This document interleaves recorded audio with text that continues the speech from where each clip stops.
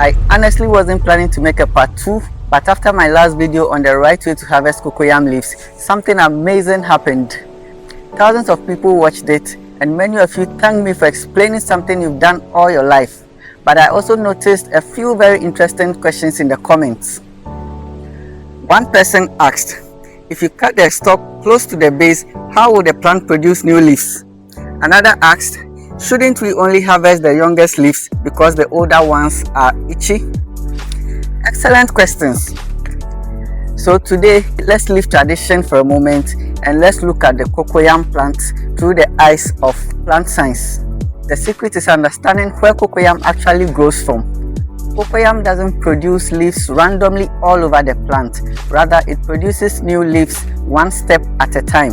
In fact, every new leaf emerges from a single central growing point or the apical meristem.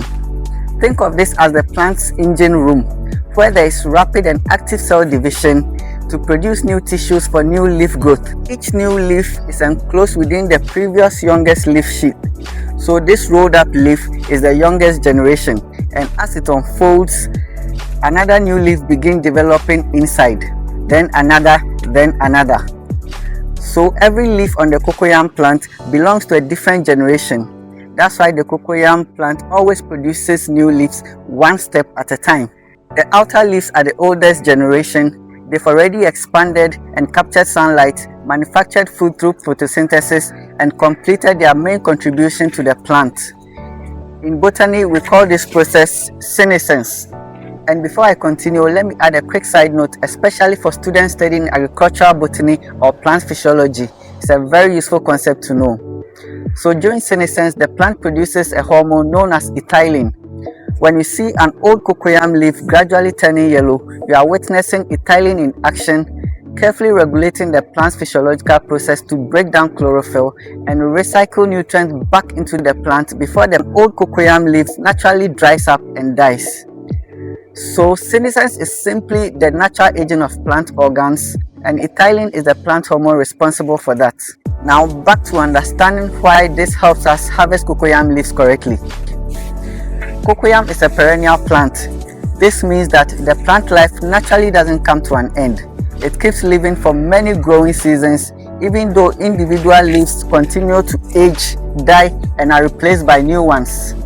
Now here is the most important part. Since new leaves come from the central growing point and not from the mature outer leaf stalk, harvesting a mature outer leaf by cutting it close to the base does not stop the plant from producing new leaves. In fact, removing mature leaves with a clean cut causes less mechanical stress than twisting or pulling. Pulling creates an unnecessary force that can disturb the plant's root system or damage surrounding tissues. The cocoyam plant is powerful to the extent that even if the central stalk is accidentally cut, the cocoyam can regenerate from healthy underground buds attached to the corms, provided the root system remains intact. So which leaves should you harvest?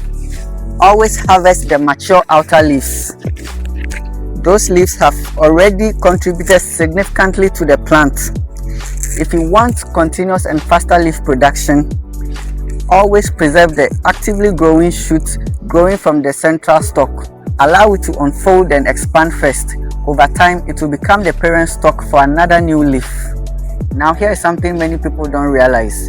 If you harvest cocoyam leaves from the same plant too frequently, the cocoyam plant will not be able to produce underground corms, or if it does produce at all, it will not be able to produce in many quantities or in large sizes. This is because the cocoyam corm is produced during photosynthesis. In fact, the cocoyam corm is the end product of photosynthesis, which is how plants produce their food stored as starch or carbohydrate.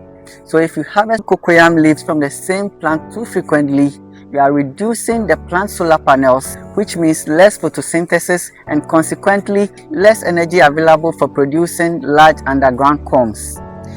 That is why I always recommend growing many cocoyam plants so that you can rotate your harvest. Give each plant enough time to grow large healthy leaves before harvesting again.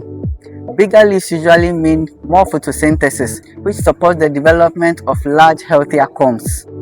So to the ones that complain to me that your cocoyam does not produce corms, this is one of the reasons why your cocoyam plants do not produce corms. Now let's address another common belief. Some people think that only mature leaves are itchy, but in reality, both the young and mature leaves contain calcium oxalate crystals, which can cause irritation when they are not properly prepared. Thorough cooking is what destroys much of that irritating effect, and not simply choosing younger leaves. That said, some people may naturally be more sensitive or allergic to cocoyam leaves and may experience irritation after eating them. If that happens, it's best to avoid eating them and seek medical advice if symptoms are severe. Agriculture is beautiful because we are always learning. Sometimes our grandparents' method work wonderfully. Sometimes science helps us understand why they work or how we may improve them. So harvest the mature outer leaves and cut the stalks close to the base. Protect the central growing point, avoid pulling, and let your cocoyam plant keep producing healthy leaves for months. If you enjoy learning the science behind everyday farming, then follow Dondo Gardens. We don't just grow plants, we grow knowledge. Before you go, I have a very small favor to ask. If you've been enjoying these practical gardening lessons, then please subscribe to our Dondo Gardens YouTube channel. We are truly grateful for the incredible support that you've shown us on other social media platforms, but our YouTube community is still growing. We are committed to creating exclusive and in-depth content for our YouTube community, where we go beyond just the quick tips to explore the science, techniques, and practical knowledge every gardener should know. So if you haven't subscribed yet, this is the perfect time. Hit the subscribe button and turn on notifications, and join us as we grow not just plants but knowledge. See you in the next video.